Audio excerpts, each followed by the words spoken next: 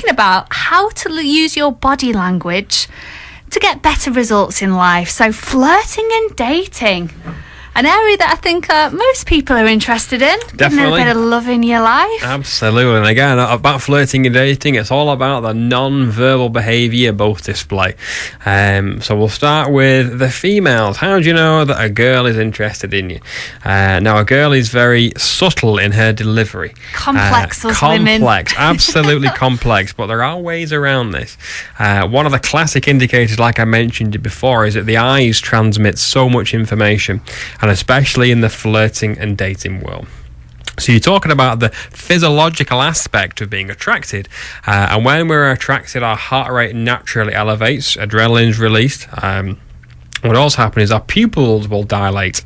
So our pupils will go from their normal size, relatively constrict, and if we like something, your eyes will widen to let more light in so you can see what is making you happy. So a good classic indicator of reliable interest is looking at someone's pupils. Again, and this isn't a conscious display, this is an unconscious display. So if you're chatting to a girl and you think things are going well and she's giving you all the signs that you perceive to be signs of interest, and if her pupils are dilated, you can tick that box and you can add that bit saying, I think she's interested as well. So again, using the eyes. But also a good indicator of eyes is if you're having a meal together, which is a good one to go out for on a date, I suppose, and you're talking and you have and she's got a glass, she lifts the glass up. If she goes to drink it and then lifts her eyes up to catch what you're doing before she drinks it, a really reliable indicator that she likes you. That is a classic and well-rehearsed flirting method from the lady. Did you do that one, Sarah? Is that one of your repertoires? Last time I think. It's been a while, to be honest. It's been a while since I did a bit of flirting and dating, so... Yeah. I'm out of practice. Out of practice. Oh, well, that's the one that Kat used on me when we first met. That's a really good indicator. Once I saw her flash that expression towards me, I was like, yeah, she's interested. So there you go. I'm in. Yeah, I'm in. Yeah, imagine that a gate performance, that walking. Then you see, I was walking like staying alive. So again, a classic indicator is how women use their eyes to manipulate the situations as well. But again, eye contact we talked about before, like when you're in a club or a situation, women will often scan the surroundings to find someone she's physically attracted to, and often she will just momentarily catch the eye of someone. Not because they're attracted, maybe they're wearing something quite loud, like a yellow t-shirt or a pink tie or something that's caught her eye. She might not like it, but because she makes eye contact with someone, a man might perceive that as being a sign of interest, and that's not the case. So gentlemen, first tip: do not approach on the initial eye contact, because she might just being polite. She might look at you and think, oh God, I might just smile. That's a natural instinct, is the smile. However, you will mistake that. You will think, oh God, she likes me. She's looked at me and smiled at me once. You'll go over to her and you realise she's not interested and then brush you off. So gentlemen, approach on the third or fourth time that happens. If she repeatedly catches your eye and you catch her eye, watch out for the opportunity where she drops her head down and lifts her eyes up. That is a classic submissive display, which was rehearsed well by Princess Diana. That's one of the reasons why the UK public liked her so much, because of this expression. Gentlemen, if you see this kind of expression, head down, eyes up, 3 or 4 times in a row, it's a good, reliable indicator that she's giving you the green light to go and proceed to her. Okay, and once you're walking towards you, both sexes will go through a remarkable transformation. It's all about preening. It's all about making ourselves look desirable. Now, gentlemen do something slightly different. Gentlemen will try and make themselves as big as possible, as dominant. It all goes back to the year 8, the caveman days of wanting to be big and suitable to protect a lady. So what he'll do, he'll puff out his chest, he'll suck his stomach in, he'll also start adjusting his collar to make himself look more desirable. He might check his breath, all these little preening things. So on his walk over there, that's what he'll be doing. He'll be making himself more masculine. When a woman, on the approach, the woman, what she'll be doing is making herself more submissive. She'll be combing her hair, she'll be adjusting things, making herself, shifting her posture upright. And when the initial meet has come, she might lower her head and keep her eyes down. She also might bring her hand up to the neck as well. Very submissive display. And she'll also might use the head tilt as well. Now, the head tilt is a classic submissive gesture. If you see the head tilt any direction, it's a submissive gesture. And it all comes back to when the lady was a child and she used to rest her head against her parents' shoulder for comfort and warmth. And it all relates to that. So if you see that particular gesture, as well as the increased eye contact, bingo, you've got a winner. Now, the problem then arises is the small talk. Now, gentlemen always ruin this particular exchange with some cheesy chat-up line, which, if you're adept in non-verbal communication, you don't need to do. You've already influenced her and she's already given you the green light silently to proceed. You then don't need to go and woo her with some cheesy chat-up line because you've done enough with your appearance to catch her eye.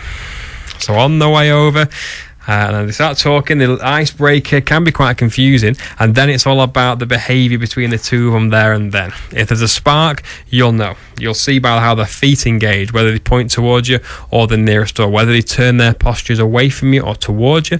And it's all about the amount of touch you give each other. We're not talking about full-on gropes and full-on snogs when you just met. We're talking about very subtle touches. And if a guy likes you, it'll be very direct around your shoulders. But if a woman likes you, it'll be very, very subtle, just the occasional touch.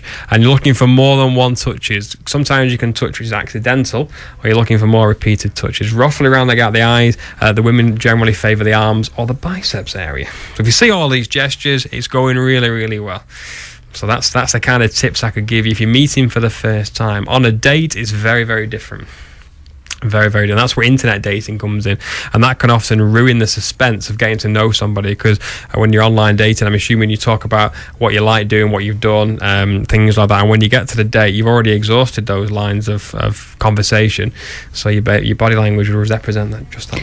And there's a lot of online dating, isn't there, at the massive moment? Industry, a lot yeah, of it's people huge, are doing it at the moment. Yeah. So what do you think the dangers of that are? Because as you said, with your body language, we tell somebody so much, really, Absolutely, don't we? yeah. And a lot of people aren't even who they say they are. You can pretend to be anyone, can't you? That's exactly right. Yeah, you can portray any persona or any character you like, and it's only when you meet up in the flesh that you can try and continue that persona. However, it's like when you go for an interview, if you manipulate your body language so much, then you are not the person who you say you are. Like we talk about interview techniques, if you coach yourself into being more confident by using posture lifts and use the techniques I can give you. If you are a shy, introverted ditherer and I teach you all these techniques, you'll only use those in the interview, and then eventually your behaviour will be wheedled out, and then you'll be asked to move on because you've not got the personality this job required, because you coached yourself on the interview. You almost like deceived everybody. And that's the same thing about online dating. You can deceive as many people as you want with the written word, but as soon as you meet, your behaviour speaks volumes. That's the problem, you see. That is the absolute problem. I've got a friend who went online, one of these dating sites, and they met somebody and they were talking for months and months and months and really built up, I suppose, isn't a real relationship, is it? But No. they think you get to know somebody in a Absolutely, certain yes, way. yes. And when they actually turned up to meet them on the date, the person had used a picture that wasn't even theirs. They were a completely different person, and they were like, waiting for them to arrive, and they came up and they were like, hi, and they were like, oh, I'm meeting somebody, and they're like, I know, it's me. Oh, no. And it's just like, how can you use a completely different picture? That's it, and it's because people don't have the confidence to go out and meet people. And that's it's really upsetting when you hear horror stories about that, because you do hear some success stories about online dating working, but like I said, you can just portray, because one of the reasons why people do that is they're often afraid that their actual true self isn't desirable enough to find a partner, and that's why they go on these dating websites and portray somebody who's completely and oppositely different,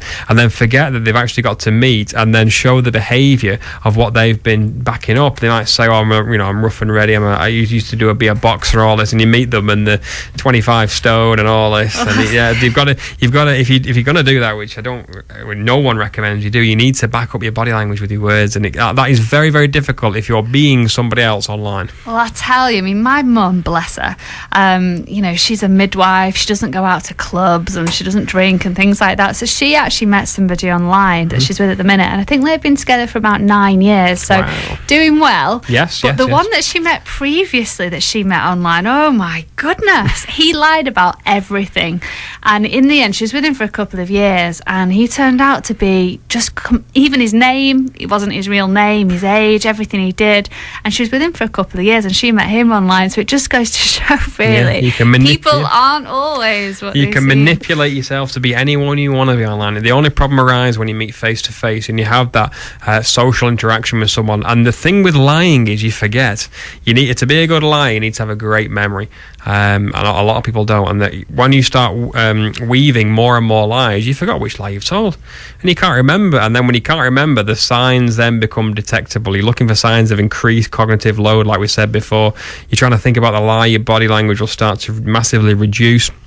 You'll have long appearances between a question asked and your answer. You'd be hopeless. You'd be stuck. And you'd be going, no, I remember from that radio show that Craig told me about those signs of deception. Yeah, I'll email him, send him 20 quid for his trouble. Take note, take note. Absolutely. So what about then if someone's looking to meet somebody and obviously they're very, very nervous? I mean, I'll give you an example. My cousin, any single ladies out there, is absolutely lovely. But the thing is, whenever he meets a girl that he really, really likes, he gets so nervous and tongue-tied, and in the end, he doesn't end up, trying to make any kind of effort because he's so nervous about it.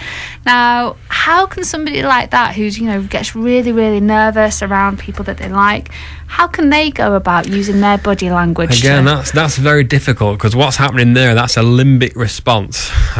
So you've got the fight, flight, or freeze response, and what he could be in there is the fight response, the flight response, I should say, where his body can't cope with the level of stress it's under, because obviously if he's around someone he's deeply attracted to, he doesn't know how to behave, so his heart rate is going to be through the roof, his mouth's going to start getting dry, his pupils are going to be massively dilating, and it's very difficult because he's then got to fight against his body's natural instinct to dealing with this threat.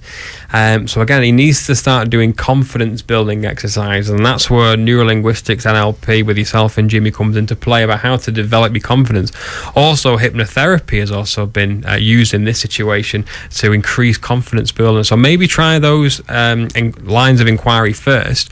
But again, if she's understanding as well, it must be a partnership between the two. If they go out on a date and he tells her, I'm a bit shy, a bit confident, you never know where it might lead. That can be quite endearing, though, can't it? If a guy is, I think it's with guys, they don't tend to be honest about things like that, especially when they first meet you. Oh yeah, they're very macho. That's not a desirable trait they see. But on the flip side, it could well be.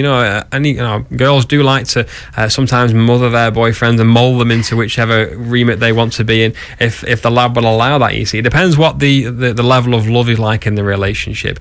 But again, dating is very difficult because you're fighting these primal urges, these limbic responses to dealing with any kind of stimulus like fear or surprise, things like that. So you're fighting against your body, and it becomes very, very difficult because they influence your behaviour. That's it. Have you ever read the book? Is it The Game?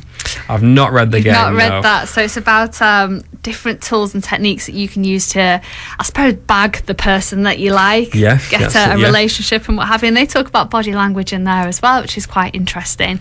But how not to be too overly keen on your first date as well, if you're a woman. Yes, absolutely, yeah. Because a guy will mistake those signals, you see.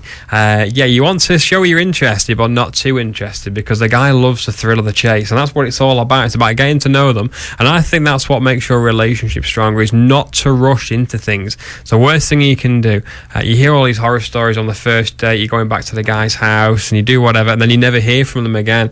That's a classic indicator of what happens. So ladies, listen, I'm pretty sure you're all well versed in this anyway, but just to reiterate, do not do that on the first date, because I can guarantee that's what the guy is maybe mentally programmed looking for, but it's not the way to start a serious relationship if that's what you're after. Obviously, if you're a serial dater, you've no interest in finding the right person, it's entirely up to you. But in your quest for love, do not even think about doing that. It's all about patience, and that's what a good relationship is built on, is about patience, because at the end of the day, there is no rush for anything. We are going to be here for 50, 60, 70, 80 years. Hopefully, fingers crossed. Yeah, fingers crossed. So there's no rush with anything like this. But the best thing you can do is become well versed in these non-verbal behaviours when it comes to flirting and dating. You can check them out on my website, allaboutbodylanguage.com. Check that out as well, and they're all on there. Fantastic. Wonderful stuff. Fantastic. Do stay tuned. We're coming right up after a little bit of Rihanna.